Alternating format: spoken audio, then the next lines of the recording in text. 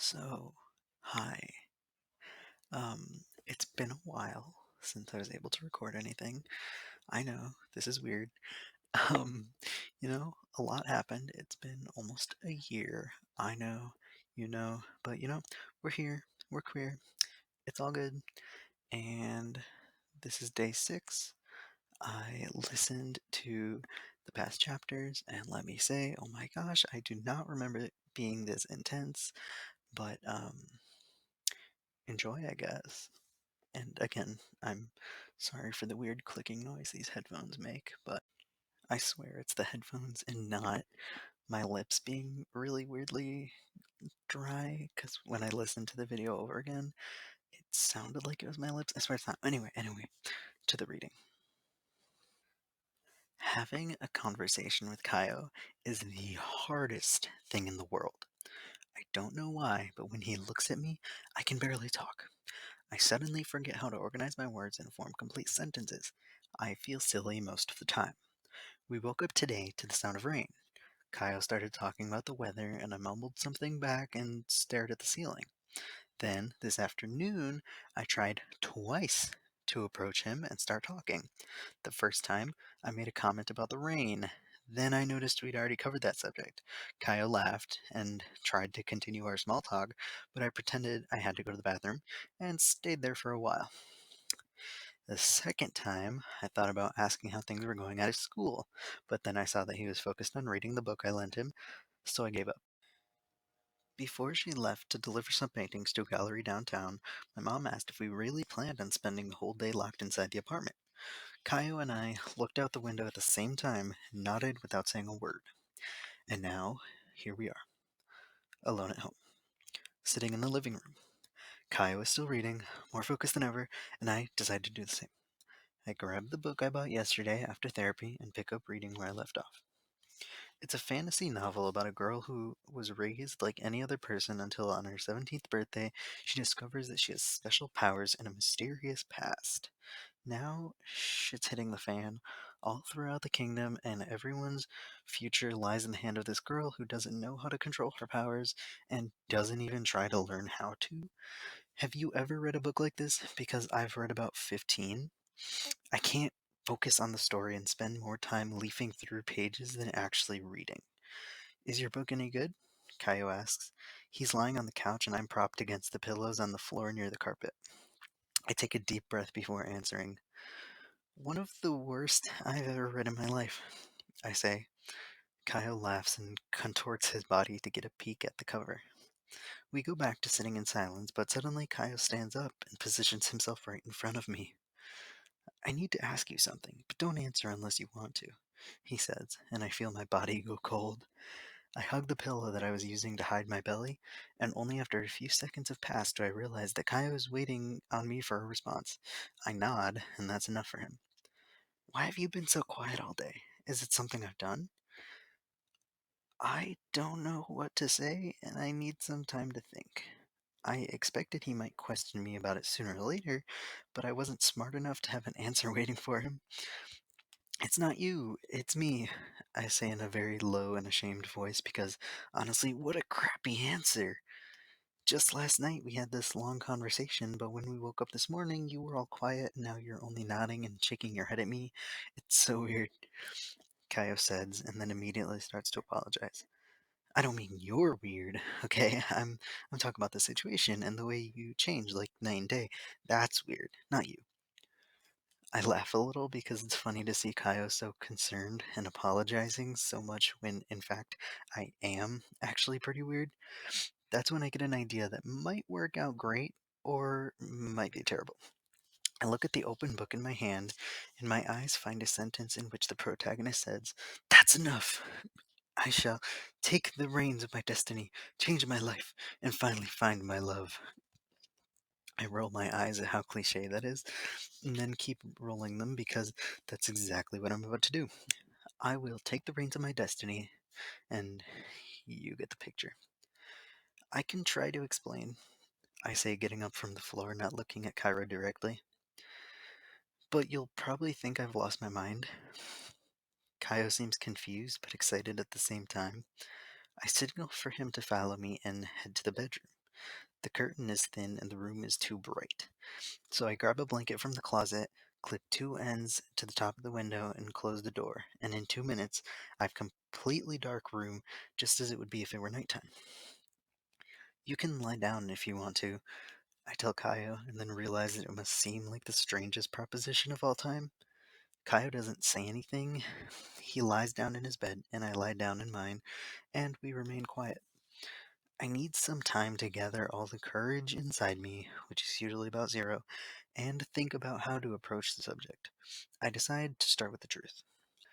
I can't talk to you during the day because I don't like being observed. I'm embarrassed by how you might see me, and that's why I can only open up in the dark. You see? I'm officially weird. I say all at once with a little laugh at the end, but Kaio doesn't laugh. He takes some time to process the information, then he looks ready to get up and leave the room at any moment. I don't want him to go. I want him to stay here with me. But then he asks, "Why are you embarrassed?" And since I have nothing else to lose, I give the truth another go. Because I'm fat? It's done. The word is out. Same way things change when Kaio said, "I'm gay." Things change when I say I'm fat. Because fat is the kind of word people try to hide, no matter the cost. Everyone says chubby or big boned, but never fat. Fat is a word you can never take back. When you declare something, even if it's obvious to everyone already, it becomes real. Kaio takes a deep breath and, once again, seems to be choosing his words carefully. In general, that annoys me. It's really bad to be the person who always has to wait for an answer because other people are being careful with their words. I feel fragile, and I hate that feeling. You shouldn't be ashamed of being who you are. I take a deep breath so I don't say, "Easy for you to say when you're skinny, Kaio." I hold back because I know he's only trying to help. Anyone else might have advised me to lose weight. I'm so tired of listening to diet tips I never asked for or exercises I don't want to try. Kaio could have acted like everyone else, but it makes me happy to know that he's not like that. We remain quiet for a while. My mind goes back and forth between the relief of putting it all out there and the ridiculousness of needing to hang a blanket over the window in order to tell the guy I like that I'm fat. Luckily, my mom walks through the front door, calling my name. I run to open the bedroom door and step out of the darkness. Kaio is right behind me, and we spend the rest of the afternoon pretending like nothing ever happened. One thing you need to know about my mom is that she's totally obsessed with cable TV. She'll watch anything: cooking shows, documentary about animals, bizarre reality TV shows, shows about hoarders. I don't complain because I love it too. A while ago, she came up with themed nights, like Culinary Mondays, when two of us would cook together, Stylish Thursdays, basically laundry day, and Decor Saturdays, when we'd try to put all the decoration tips we'd learned into practice, using only materials that we had at home, and obviously it all turned out hideous. None of the themes lasted very long, except Musical Wednesdays. Contrary to what the name might suggest, Musical Wednesdays are not for karaoke, which wouldn't be an awful idea. My mom discovered that she loves musicals after she watched Mamma Mia for the first time, and ever since, we've watched one musical every week, always on Wednesdays. Thanks to that, I've found a lot of incredible movies, and some not as incredible.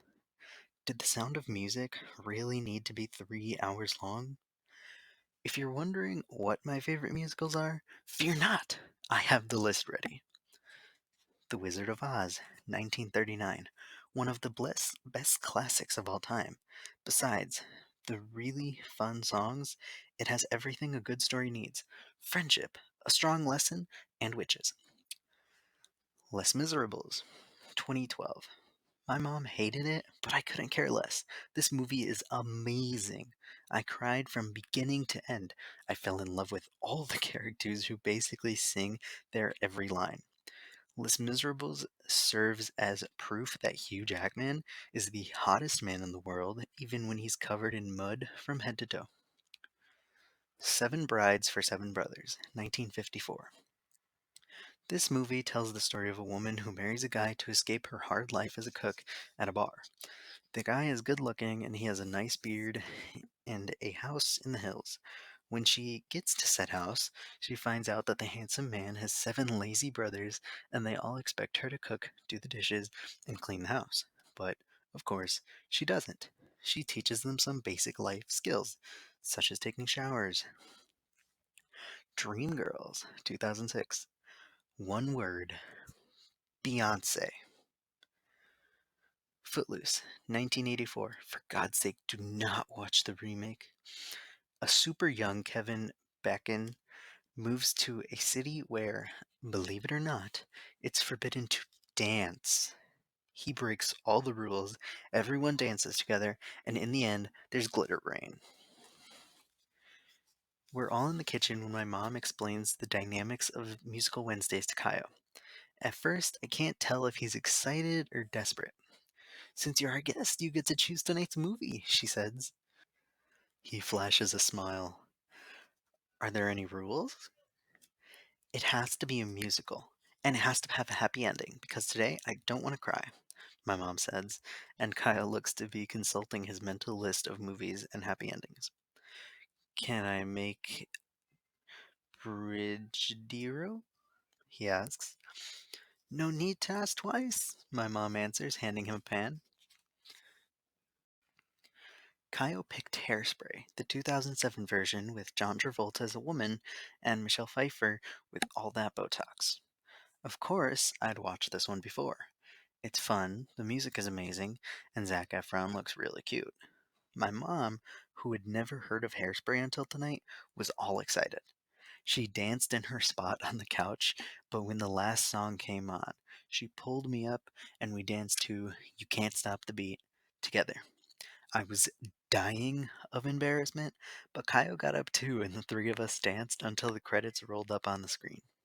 It had been a while since we'd had so much fun on Musical Wednesdays, and I can't believe I just used that name as if the day were something official and not something my mom made up. By the time the movie ends, it's already late, but I need to shower. I turn on the water and start thinking about Kaya's choice of movie and our humiliating conversation in the dark this afternoon. Hairspray is an incredible film about the fight for civil rights during segregation. It's about conquering prejudice and opening spaces to all. It's also a film about a fat protagonist who, in the end, spoiler alert, ends up with Zac Efron. The part of my brain that loves to come up with unlikely theories starts whirring. I wonder if this could be a sign. Kyle might be sending hints that he wants to be the Zac Efron of my life. Earlier today, I told him I'm embarrassed to talk to him during the daytime because I'm fat, I said out loud. Then, a few hours later, he picked a movie with a lot of nice morals, one of them being it's okay to be fat, and that makes me feel a little happy.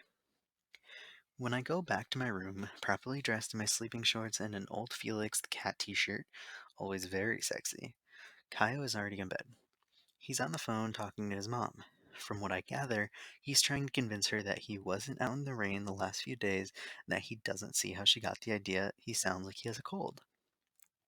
He hangs up and turns off the light, and we both lie there in the dark. I feel that little flutter in my stomach because I know now is our official time to talk. I'm afraid that things between us are going to be weird, or that Cairo will start suggesting different ways for me to exit my body, or worse, get thin.